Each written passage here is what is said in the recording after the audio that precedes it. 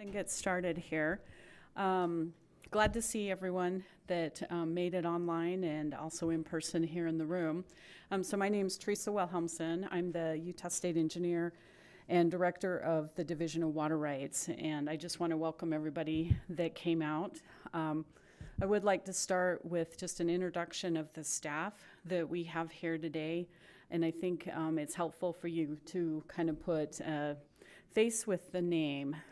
So we have Blake Bingham, who is our Deputy State Engineer. He focuses on Great Salt Lake issues, and he's the only one sitting in the front row for those that are on camera. Then we also have two of our regional offices that are here in the room. I'm going to start with Ryan Broadbent, and he is our regional engineer overseeing our Weber River and West Desert regional office. So many of you probably interact with him on water right applications for that area. We also have Ryan Hamilton, who's back there as well, and he is our regional engineer over our Utah Lake Jordan River area office. And then on the line, we have Skylar Buck. I don't know if he can turn on his camera just real quick so people can get a face. There he is, Skylar online. I know those of you in the room can't see him, but Skylar is our regional engineer in our Logan office. And then we also have two other staff members here, Audra Sorensen, who is our communications program manager, and next to her is Nick Stokes, and he is assisting us to prepare this Great Salt Lake Distribution Management Plan. So you see on the screen for the agenda, this is what you can anticipate. Blake Bingham is walking away, but yeah, Blake Bingham is the Deputy State Engineer, and he's going to go through the process for this Great Salt Lake Distribution Management Plan that has been outlined in statute, and then we'll open up for questions and comments in this public meeting. So I'll just turn it over to Blake. Thanks, Teresa. Teresa's already kind of covered the agenda, so we'll just kind of get right into it. We'll start off with the House Bill 453, which is a piece of legislation that was passed by the legislature last year. There's a considerable portion of this that relates to our sister agency, Forestry, Fire, and State Lands. However, there's a few sections within it that direct the state engineer to do some specific things, namely develop this Great Salt Lake Distribution Management Plans. And I'm going to kind of walk through the statutory provisions of that piece of legislation in the next few slides. But in essence, it directs the state engineer to develop this, gives the state engineer direction on what she can consider when developing this, and also provides some statutory timelines as well as requirements for distribution accounting tools. So with that, let's start off with some relevant definitions. These are the definitions copied straight from the statute, and for the most part, they're self-explanatory. The Distribution Management Plan is what we're going to be referring to tonight.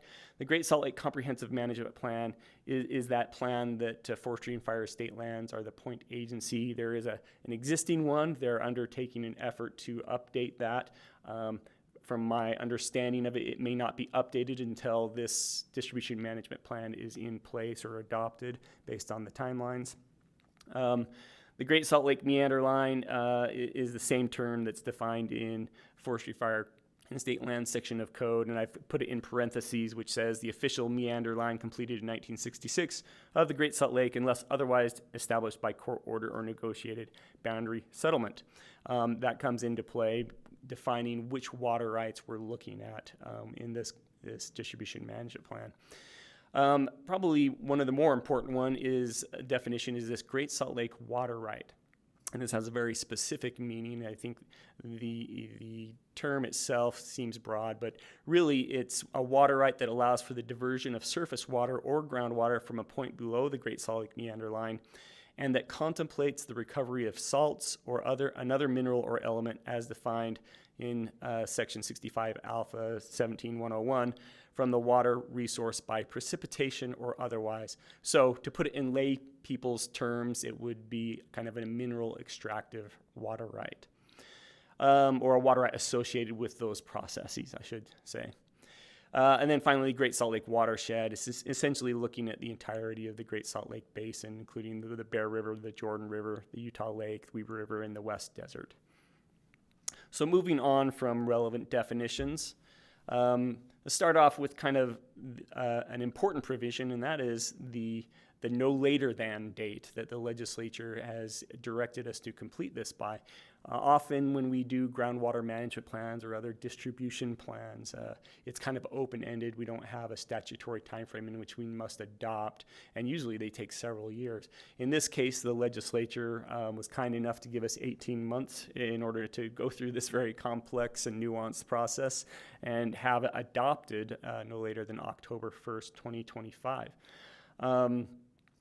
And there are certain provisions that in Section 203 for the measurement, quantification, and reporting of these diversions, which I know some of those provisions have also been adopted in the rules that are being adopted by Forestry, Fire, and State Lands. And then also kind of details the other procedures for the apportionment and distribution of those Great Salt Lake water rights.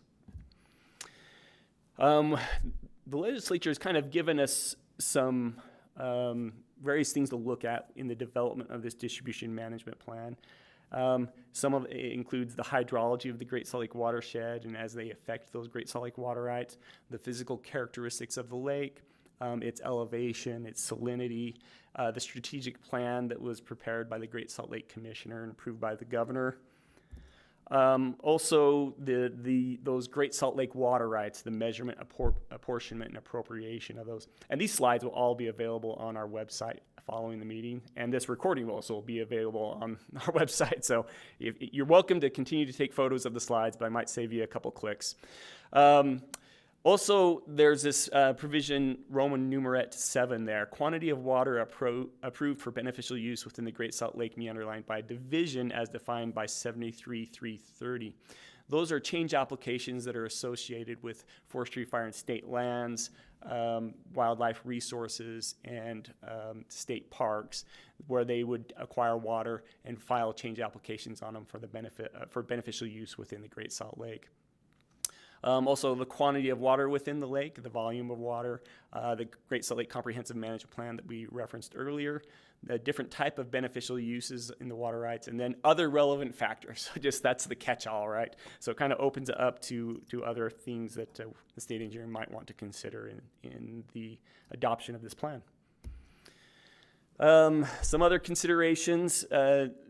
So the state engineer is going to been directed to base this distribution management plan on principles of prior appropriation, which we commonly do, very new to not very new to us, and also multiple use sustained yield, which is really a tenet of forestry and fire estate lands operations and management of sovereign lands. We'll use the best available information, and we recognize that this science is evolving on a daily basis as we research the lake more and more. And then because of that, it also gives a provision that we may revise this distribution management plan, going through some of the statutory steps that we're undertaking today and in the future.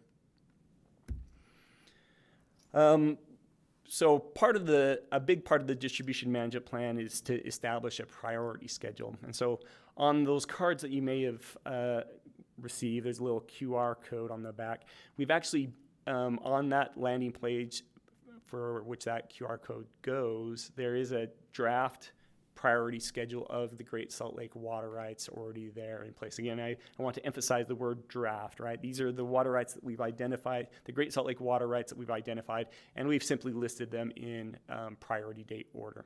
These are all the approved Great Salt Lake water rights. I should clarify that. So when we develop an apportionment schedule and distribution accounting tool, and a distribution accounting tool is a tool that we use in order to ensure that those who are entitled to water receive the appropriate amount. We have these distribution accounting tools on various river systems throughout throughout the state, as well as some groundwater systems. And it's, in essence, a way to facilitate transparency to the water users, as well as provide the commissioner and the regional engineers and the state engineer a way to track and monitor the water according to the respective plans. So we will, the distributions, the apportionment schedule and the distribution accounting tool will account for the elevations of the lake, the salinity, those Great Salt Lake water rights that we talked about earlier, the quantity of water in the lake, the quantity of water delivered to the lake. Again, that's under 73-330. Those are those change applications in connection with the divisions of forestry, fire, and state lands, wildlife resources, or state parks. So essentially that water that is purposely being delivered to the lake, we want to track it, color it, and make sure we're accounting for it. We continue on. Part of the priority schedule or the plan might prohibit the Great Salt Lake water rights from diverting a quantity of those water that's been delivered for the lake. So Trevor's asking if that QR code can be placed in the chat. Audra, would you mind doing that for me? Thank you. Absolutely. Thanks, Trevor. So a big part of the plan, based on the provisions of the statute, is that if a change application is filed on these waters, they become kind of colored under this section of code, and they aren't subject to the curtailment, and they're not subject to diversion by the Great Salt Lake water rights. And again, of course, measurement is a very important element of this plan, especially on the Great Salt Lake. It's already in the code, and I know it's in Forestry, Fire, and State Lands rules, but essentially we want to monitor all the diversions, all the return flows, the depletions of those Great Salt Lake water rights. So this is actually a list of current change applications, and this is also on that landing page. These are the approved change applications associated with the Division of Forestry, Fire, and State Lands, Wildlife, and State Parks for water delivered to the lake. We just thought it was an important element so you could kind of see how many have been filed, what those quantities are, who those owners are, and those types of things. Again, this is also listed on that landing page, and I will emphasize these are only the approved ones. There are some that have been filed, have not yet been approved or acted on, I should say, by the state engineer that are not on this list. An important element of these types of management plans are first the reduction, what we might refer to as curtailment or reducing the quantity of water by the priority schedule. Again, the state engineer will develop this plan. Within it will be a priority schedule that will have senior rights at the top, junior rights at the bottom, or vice versa, depending on how you want to look at it. And as lake conditions fluctuate, those conditions might impact whether those rights are allowed to divert or the quantity of water those rights are allowed to individually divert. Second bullet talks about voluntary arrangements.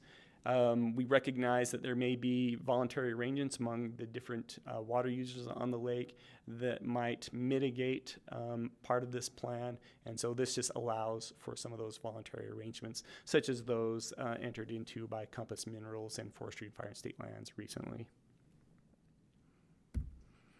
So here is kind of the timeline and next steps. Of course, today is the public meeting.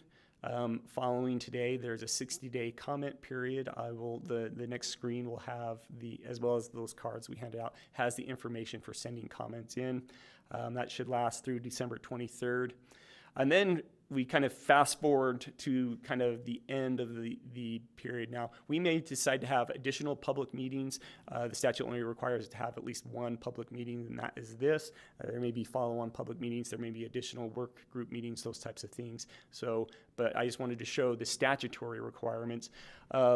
Prior to final adoption, which again is that October 1st, 2025 date, we've got to send a 60-day notice of final adoption. So that will be no later than, it may be earlier, but no later than August 2nd, 2025. And that'll be the same notice that we sent out this last round, where we published notice in the newspapers, as well as send a physical mailed notice to owners of Great Salt Lake water rights. And then we should be adopting the plan no later than October 1st, 2025, and that just is by operation of law. It's adopted once that 60-day notice is expired. And then there's a 60-day complaint period after final adoption. And that complaint period essentially gives anyone who's aggrieved by the adoption of the plan to file suit in a district court in and around the Great Salt Lake. So with that, now is the opportunity to open the floor to any comments and or questions.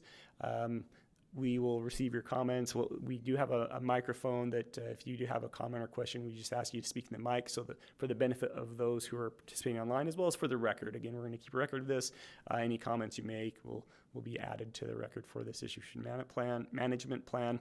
If you want to send written correspondence or comments or questions, you can do so either by mail or via email.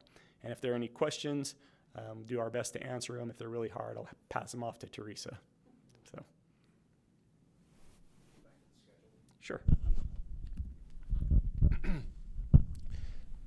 I'm Joe Havasey of Compass Minerals, but this is not pertaining to Compass interest. But just looking at the schedule, what happens like sort of intervening unapproved rights? So the 60-day public comment period ends at end of the year, more or less. And then there's 8 months between notice of final adoption. What if there's changes sort of, within the grouping of rights that you have? What happens there? Or if there's intervening new applications from an interested party? Just again, just in the kind of abstract. Yeah, it's a good question, Joe. So, like I said, we're going to incorporate any changes that happen up to final adoption, and then even after final adoption, we'll have to find a way to incorporate any changes in the portfolio of Great Salt Lake water rights or those water rights that are dedicated to the lake by the respective divisions. So we'll have to have a mechanism in the plan to account for that, or we'll have to go through and revise the plan as required by statute. Yeah, so the bottom line is they will be accounted for and tracked and part of the plan, just by definition of. And so, state engineer, we're very aware that again there are already existing appropriations or applications on the lake that aren't approved or haven't been acted on. So again, prior to adoption, if those are approved or acted upon, they'll be incorporated. If it's subsequent to that, there will be a mechanism for rolling those into the priority schedule and the plan itself. Thank you, Joe. Any other questions or comments? Thank you. Mark.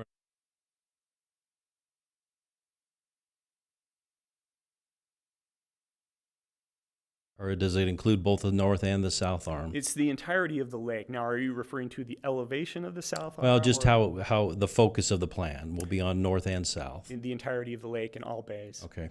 And then you'll have provisions in there to account for the breach and the flow through the breach. Obviously, the physical characteristics of the lake is something the state engineer will take into consideration in the development of the plan, including the breach on the dike. Yeah, because it's basically creating an artificial level in both arms that we'll have to deal with. So, okay, thank you. Yep, those are issues that we will wrestle with and determine how to best to account for them. Thanks for that comment. That's important. Any other questions or comments? I'm going to go back to this screen.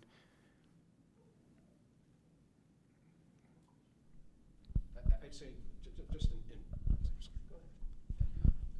just in general, a lot of us just came from the Salinity Advisory Committee meeting. And it seems like there's kind of a developing new paradigm for salinity because of sort of the berm and kind of inflating the elevation, some lack of a better word, of the south arm, where there's kind of a new paradigm, and I would just encourage the Division of Water Rights to really kind of participate in that, because there's kind of a new. It was a little bit interesting and stunning today to see kind of a new paradigm develop that affects salinity, and sort of the considerations that you would can look at. Yeah, thanks, Joe. And I'll just speak to. So I typically do attend those, but yeah, we will need to get plugged in on it, and that's an important element. Appreciate that. So you had a slide that showed the things you'd have to consider in that plan. And I assume at some point you've got a list of the water rights, and there'll be something that indicates when curtailment would have to happen, right? That would be a volume or a water level or something, and that would be a very key element of that plan. And I assume that hasn't been decided on at this point, but will be coming at some point. Yeah, so correct. There's been no decisions. Again, this is a public meeting. We want to receive feedback.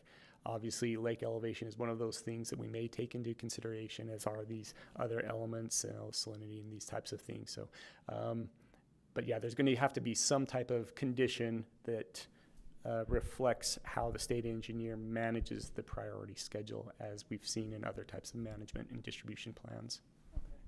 And so when that plan becomes a draft, you might hold another public meeting, but that would be probably sent out before the adoption period, I would assume.